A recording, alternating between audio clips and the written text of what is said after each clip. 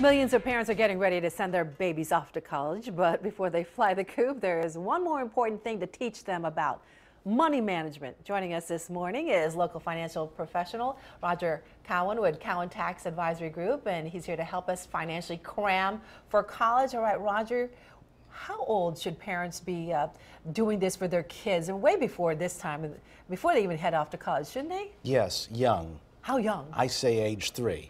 Oh, come on. Well, yes, because recently there was a story about an incoming college student inherited $90,000 from his grandmother for educational purposes. By the end of the year, that money was squandered, gone. Okay. And in a recent survey of teenagers regarding their financial competency, the average score was 60, and in case you forgot, that's a D. So it's important to educate our children as young as possible, get them on the good foot. We tend to think that financial planning is for those who are mature, have money, and are settled. No, start young. So why is it that these college students who are getting ready for college aren't as educated on this subject? Because they're not prepared and brought up to speed, and really that goes back to the parents. And I have so it's our responsibility. Yes. Okay. So I have 4 tips. Yes, you do. On how to educate your child, that incoming college freshman. Number 1, set up a budget. It's something we should be discussing at the dinner table, Well, right? yes.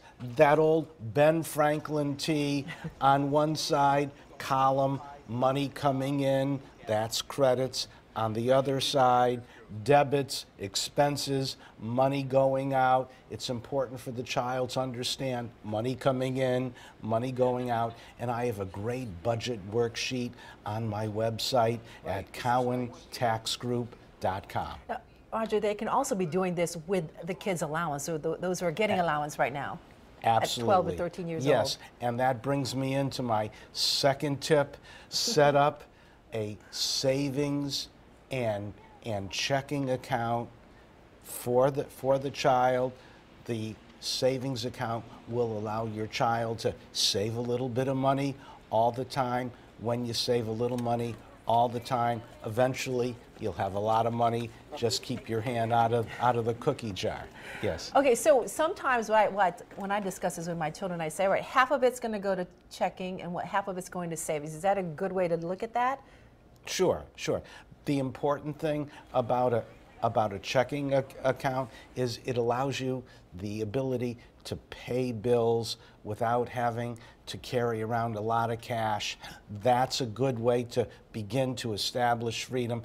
Just teach the child, look at your bottom line, check your balances so you're not charged penalties and overdraft charges. Yeah, those overdrafts can kill you. All right, credit cards. Credit cards. I say no to credit cards, sorry for kids, but I know a lot of kids have them. Credit cards. Credit cards are a great way to establish financial independence. 45 years ago, when my mother gave me a credit card, I burned it to establish my financial independence. I am not recommending that today. Absolutely not. No, but I am recommending that you do your homework. Look for a credit card with no annual fee. Look for a credit card with low interest rates. Look for a credit card that has an extended grace period. And once your child gets one, caution them not to go on a spending spree, and don't spend more than what you can pay off monthly. Right, and you look at that minimum, or the maximum, I guess, Right. maximum limit. Yeah. Each card has one. Don't look at that. Don't look at that. Okay, you're right, because generally they'll look at that and say, oh, I've got that much I can spend. You don't want them to do that. Don't spend more than what you can pay off monthly. Okay.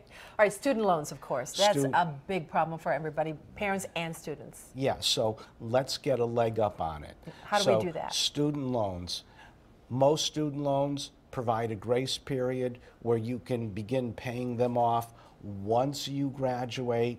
My tip is, if you have a job, part-time job, school job, at least pay off the interest on that student loan. That'll prevent your loan from accruing. Your credit score will look good, and that'll give you a good leg up to pay off those once you finish college. Okay, well, you do worry about some of these college students are actually walking away from their loans as well. Yes. I'm hearing that a lot more, yes. especially with the economy that we have. So get a leg up.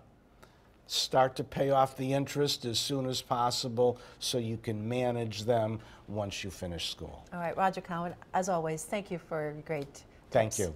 Appreciate it. You're welcome. For more information, go to WTNAs.com, click the On-Air tab, and pull down to the Good Morning Connecticut weekend section.